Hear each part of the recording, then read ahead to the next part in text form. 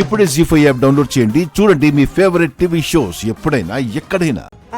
Luggage సర్దుకోవాలి, డీల్కి సంబంధించిన files అవి ప్రిపేర్ చేసుకోవాలి, చాలా పనులున్నాయి.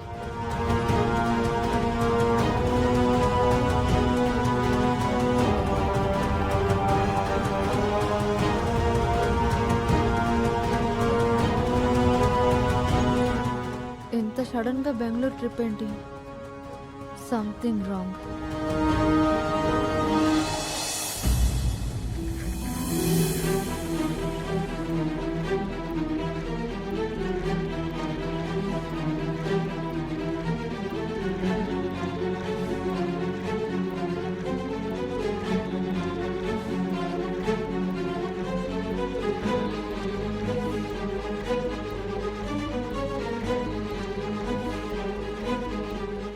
వెళ్ళొస్తాను జన.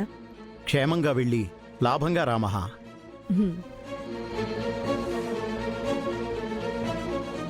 నా పెళ్ళైనప్పటి నుంచి నిన్ను వదిలి ఒక్కరోజు కూడా ఉండలేదు మహా.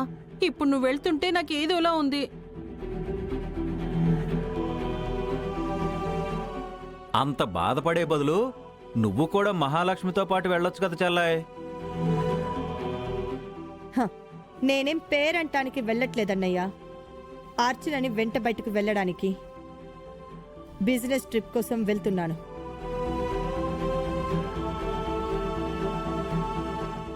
ఏంటి ఈ అనుకోని ప్రయాణం? బిజినెస్ డీల్స్ ఇలాగే ఉంటాయని నైట్ చెప్పాం కదా సీత. హ్యాపీ జర్నీ పిన్ని. డీల్ ఓకే చేసుకొని రెడీ వదినా, ఆల్ ది బెస్ట్. నేను ఏ డీల్ చేసినా ఫెయిల్యూర్ అనేదే లేదు అని నీకు తెలుసు కదా గిరి. నేనిక్కడ లేను అని ఆఫీస్ని నిర్లక్ష్యం చేయకండి. నేను తిరిగి వచ్చేసరికి ఈ టెండర్ పనులు పూర్తవ్వాలి. అలాగే పిన్ని, నేను నాన్న బాబాయ్ దగ్గరుండి చూసుకుంటాం.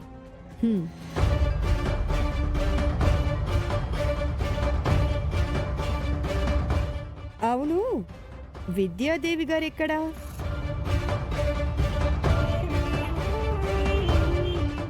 విద్యాదేవి గారు, విద్యాదేవి గారు!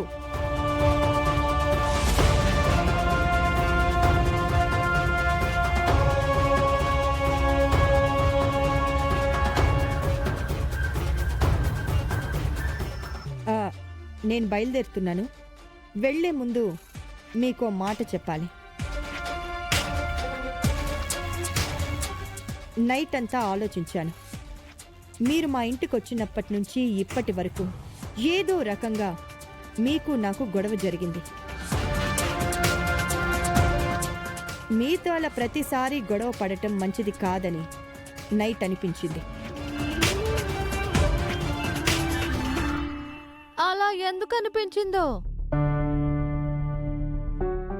అంతా నీ వల్లే సీత.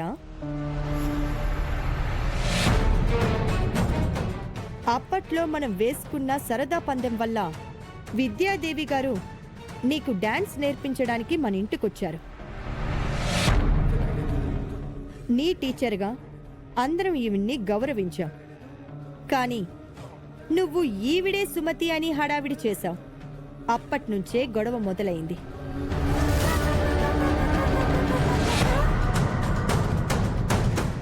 విద్యాదేవి గారు, సీత చిన్నపిల్ల, తన మాటలేం పట్టించుకోకండి. మీరంటే నాకు కోపం లేదు. లైఫ్లో మీరు ఎన్నో చూసి ఈ స్థాయికి వచ్చి ఉంటారు. ఈ వయసులో గొడవలు పడటం మీకు మాకు మంచిది కాదు.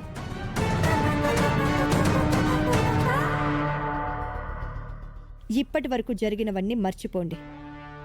మీరు మా ఇంటి మనిషే, ఎప్పటికీ మాతో కలిసే ఉంటారు.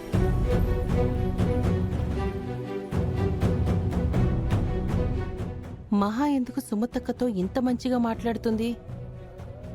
ఇప్పుడు నేను నీతో మంచిగా మాట్లాడుతోంది, రేపు నాకు యాక్సిడెంట్ అయ్యాక అందరూ నిన్ను అసహించుకోవడానికే సుమతి.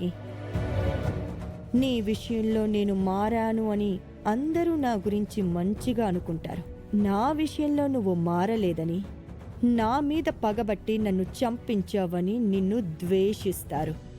అది నా ప్లాన్. మహాలక్ష్మి అత్తయ్య ఇంత మంచిగా మాట్లాడుతుందంటే దాని వెనక ఏదో పెద్ద కుట్రే ఉండుంటుంది. నువ్వింత మంచిగా మాట్లాడుతుంటే నా చెవుల్ని నేనే నమ్మలేకపోతున్నాను చెల్లాయ్.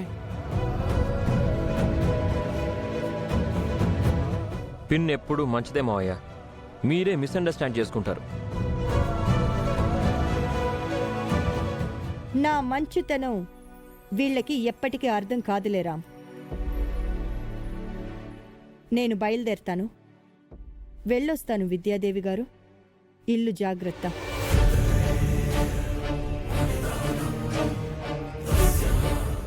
డ్రైవర్ని కూడా తీసుకెళ్ళట్లేదు.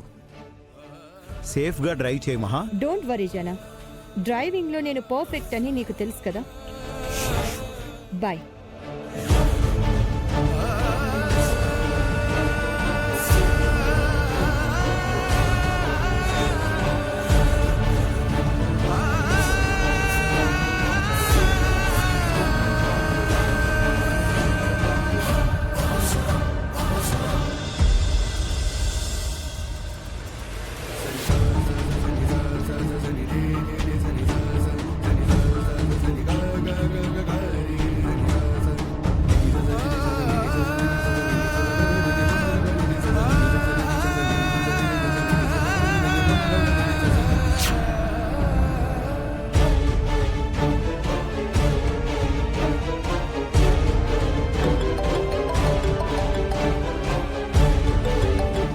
చెప్పండి సిఐ గారు. బయలుదేరారా మేడం? ఆల్రెడీ సిటీ అవుట్స్కట్స్ దాటేసి హైవేలో ఉన్నాను. ఇంకో హాఫ్ అన్ అవర్లో ఘాట్ రోడ్ రీచ్ అవుతాను. చాలా ఫాస్ట్గా ఉన్నారే. ఘాట్ రోడ్ రాగానే నా ప్లాను అమలు చేస్తాను. మీరు రెడీగా ఉండండి. నేను మీ పనిలోనే ఉన్నాను మేడం. మీ కారు లోయలో పడి బ్లాస్ట్ అవ్వగానే నేను రంగంలోకి దిగుతాను. మీ ఇంటికి వెళ్ళి సుమతిని అరెస్ట్ చేస్తాను. అంతా నేను చెప్పినట్టే జరగాలి. ప్లాన్లో ఏ చేంజ్ ఉండకూడదు. మీ ప్లాన్ యాజ్ ఇట్ ఈస్గా జరుగుతుంది మేడం.